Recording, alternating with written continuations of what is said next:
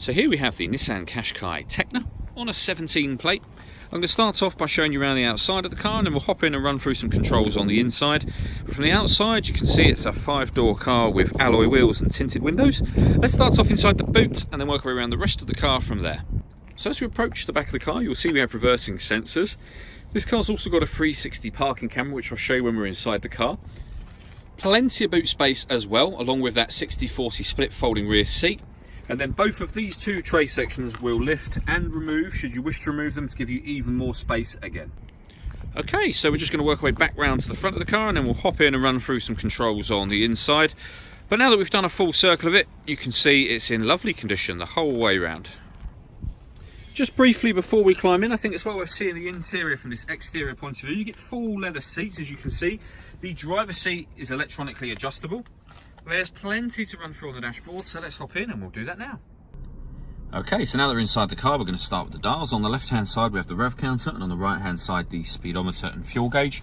In the middle, you can see the total miles for the car are 2,922. The information displayed above that can be changed using buttons on the steering wheel for various different menus. From your vehicle settings, you can have a satellite navigation menu, audio menu, as you can see there, the audio one. That's your satellite navigation one, and eventually we'll come back round to fuel economy settings. All of those movements that I'm making, they're all being done using this button just here. We've also got stereo controls on that side, and on the right hand side of the steering wheel we have a cruise control and speed limiter, as well as the ability to answer and end phone calls. That is, of course, once you paired up your phone, which is done on the touchscreen in the center just here. So you would hit the phone icon, hit connect, and then follow the instructions on screen from there.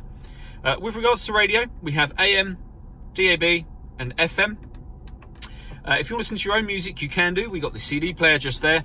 There's also an auxiliary and USB input.